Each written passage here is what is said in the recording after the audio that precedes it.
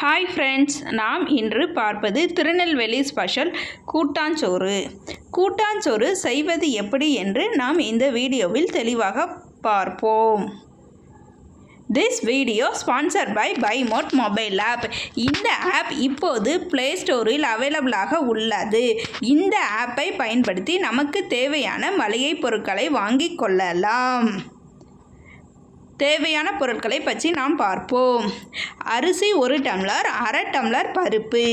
இதை இரண்டையும் கழுவி நான் அரை மணி நேரம் ஊற வைத்து எடுத்து வைத்துள்ளேன்.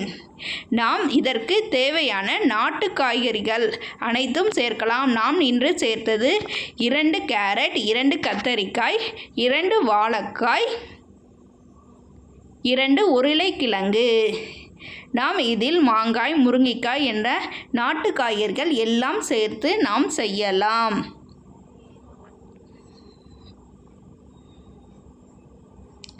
நாம் இப்போது ஒரு மிக்ஸி ஜாரில் தேங்காய் எடுத்துக்கொள்ள வேண்டும். அதில் 3 சின்ன வெங்காயம், 2 பல் பூண்டு, 7 வரமிளகாய் சேர்த்து கொள்ள வேண்டும். இதில் சிறிதளவு ஜீரகமும் சேர்த்து நாம் இப்போ மிக்ஸியில் அரைத்து கொள்ள வேண்டும். நன்றாக பேஸ்டாக அரைத்து எடுத்துக்கொள்ள வேண்டும். நாம் சிறிதளவு நெல்லிக்காய் அளவு புளி எடுத்து ஊற வைத்து எடுத்துக்கொள்ள வேண்டும். நாம் இப்போது ஒரு கடாய் வைத்து அதில் எண்ணெய், கடுகு, உளுந்தம் பருப்பு, கருவேப்பிலை சேர்த்து சிறிதளவு நறுக்கிய சின்ன வெங்காயம் சேர்த்து நன்றாக வதக்கி கொள்ள வேண்டும். பொன்னிறமாக வதங்கிய பிறகு நாம் நறுக்கி வைத்துள்ள காய்கறிகளை அனைத்தும் அதில் சேர்க்க வேண்டும்.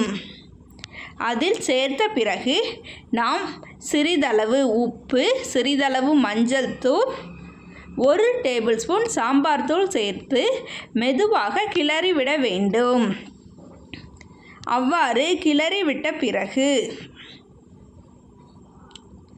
நாம் இதற்கு தேவையான தண்ணீர் சேர்க்க வேண்டும். நாம் இப்போது 1 டம்ளர் அரிசியும் அரை டம்ளர் பருப்பும் எடுத்து வைத்துள்ளோம். இதற்கு 3 டம்ளர் தண்ணீர் ஊற்ற வேண்டும். அதில் நாம் அரைத்துள்ள தேங்காய் பேஸ்டையும் சேர்த்து கொள்ள வேண்டும். அவ்வாறு சேர்த்த பிறகு இது முழுமையாக ஒரு கொதி வரும் வரை விட்டுவிட வேண்டும். அவ்வாறு ஒரு கொதி வந்த பிறகு நாம் ஊற வைத்துள்ள அரிசியும் சேர்த்து கொள்ள வேண்டும். அரிசியை சேர்த்து குக்கரை மூடி வைத்து குக்கர் 3 விசில் வரும் வரை காத்திருக்க வேண்டும். அவ்வாறு 3 விசில் வந்த பிறகு நமக்கு தேவையான கூட்டாஞ்சோறு ரெடி.